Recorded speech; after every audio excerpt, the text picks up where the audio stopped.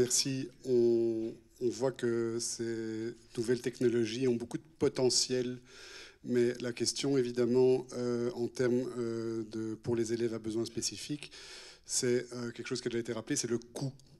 Je veux dire, acheter une machine, plus les logiciels, plus ceci, plus cela, plus l'orthopédagogue, enfin plus l'ergothérapeute, etc. Ça a un certain coût. Toutes ces solutions que vous nous avez tous montrées, est-ce qu'elles auront un coût pour les élèves et pour les enseignants? Donc, tout ce que j'ai montré, c'est gratuit pour l'enseignement. Ouais. Ça me fait plaisir. Aussi, tout ce dont j'ai parlé, Notebook LM est gratuit aussi. J'ai mis, il y a une version gratuite. Enfin, je pense aussi. Le Chromebook n'est pas gratuit, mais n'est pas cher.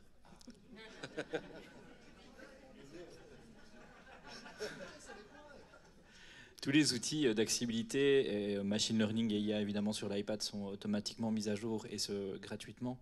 Il n'y a pas nécessité de forcément s'équiper d'applications complémentaires. Je pense que c'est une force. L'objectif aussi dans la recherche du matériel, c'était de trouver du matériel qui, selon moi, doit être le plus durable possible, qu'il puisse accompagner l'étudiant le plus longtemps possible en bénéficiant évidemment des mises à jour continuelles. Donc c'est un point de réflexion pour moi qui est important dans le choix du matériel qu'on doit faire avec les étudiants. Toutes les applications que l'on essaye de mettre en place pour les élèves et les enseignants pour faire du tutorat, des chatbots, il y a toujours une possibilité de faire ça avec des outils gratuits. Après, il y a toujours des versions payantes, mais il y a moyen de faire tout ce que l'on a envie avec des versions gratuites.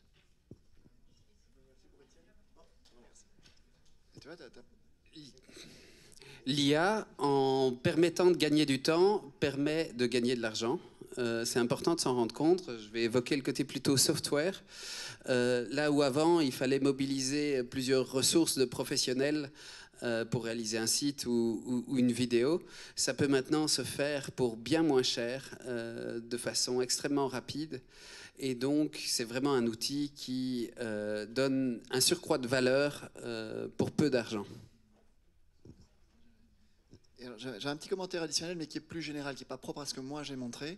C'est un point de vigilance dans le monde de l'éducation, parce que vous êtes chacun et chacune deux types de personnes. Vous êtes le professionnel et la professionnelle en fonction de votre institution, et vous êtes le citoyen et la citoyenne. Or, on peut trouver en effet sur le web des tonnes de trucs gratuits. Mais il y a deux types de gratuité. Il y a la gratuité contre données, qui est réservée aux décisions des citoyens et citoyennes en propre intelligence et par rapport à leurs données personnelles. Et il y a les outils institutionnels dans votre fonction professionnelle pour lesquels vous n'avez pas le droit d'exposer la moindre donnée dont vous n'êtes pas propriétaire ou la moindre donnée que vous utilisez dans le cadre de votre travail. Autrement dit, ce n'est pas parce que vous trouvez un outil gratuit sur le web en tant que particulier ou particulière que vous pouvez l'utiliser dans votre monde professionnel scolaire. Et donc, quand j'ai évoqué de la gratuité sur ma question dans tout ce que j'ai montré, je parlais bien d'une gratuité pleine et entière, sans restriction et sans retour d'informations ou de données. Ce qui n'est pas toujours le cas pour tous les outils que vous trouverez dans la jungle du web. Où là, vous payez, non pas en euros et en dollars, mais vous payez en data. Et ça, libre à vous de choisir, il n'y a pas de bien ou de mal, c'est un choix personnel, mais qui ne doit pas influencer ou pervertir dans une certaine mesure vos choix professionnels, parce que ce sont deux choses différentes. J'entends bien que les applications ou les trucs voilà, peuvent être gratuits, mais la machine que l'enfant doit avoir pour reprendre chez lui, pour faire ses devoirs, n'est pas, elle, gratuite. Et je pense que c'est par rapport à ça. Moi, c'est très loin de ma pratique. Les enfants 10, ils n'ont pas tous la possibilité, ou les parents n'ont pas tous la possibilité d'acheter une machine avec laquelle ils pourraient aller à l'école, revenir à la maison, faire ses devoirs à la maison. C'est là où c'est un coût financier, je pense. Et c'est là où il y a des difficultés pour certaines familles. Maintenant, il y a quand même, et on peut être fier d'être en Belgique, pour faire le point de comparaison avec d'autres pays en Europe ou dans le monde, il y a énormément de plateformes, organisations qui sont là pour répondre à ces besoins. Je pense que la WI, par exemple, va permettre... Alors, ça reste quelque chose de complexe. Hein. Je ne critique absolument pas la WIP ici, mais la VIC, pardon, il y a énormément de demandes qui sont faites. Cette demande doit être traitée. On a déjà, moi, en tout cas, j'ai connu pas mal d'élèves qui ont pu bénéficier d'interventions dans ce cadre-là. La Fédération Wallonie-Bruxelles, en tout cas pour les établissements secondaires, va mettre en place un financement qui réduit quand même de 150 € l'achat du matériel. École numérique, bon, ils ne sont pas là aujourd'hui, mais va permettre de faire bénéficier aux établissements scolaires aussi de matériel. Donc voilà, je pense que des solutions, il y en a. Est-ce que c'est les solutions qu'on aimerait, enfin les plus optimales? Peut-être pas, mais elles sont là. Et donc je pense que ce qui est important, c'est d'informer correctement les parents et les établissements scolaires que ces aides existent. Juste pour compléter, parce qu'on a eu la chance avec Benoît, quand on a travaillé chez Edukit, de mettre le système de financement, donc les fameux 150 € de la Fédération Wallonie-Bruxelles. On a travaillé avec le cabinet Geolais à l'époque pour y arriver.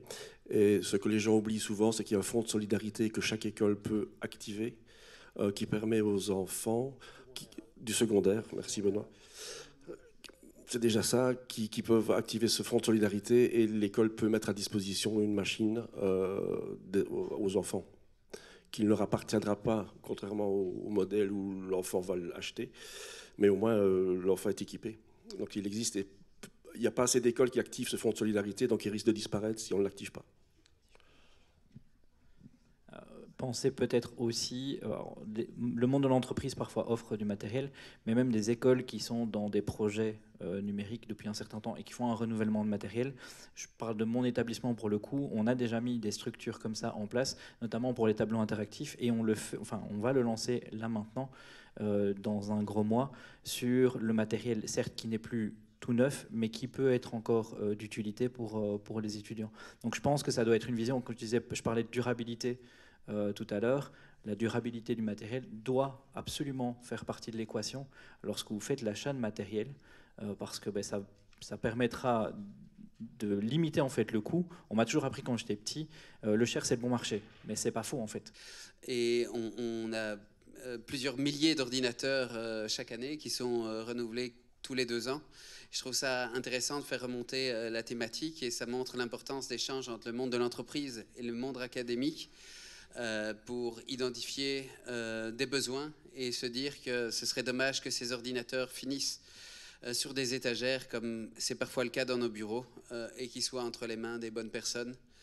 Et c'est quelque chose que je vais relayer en interne.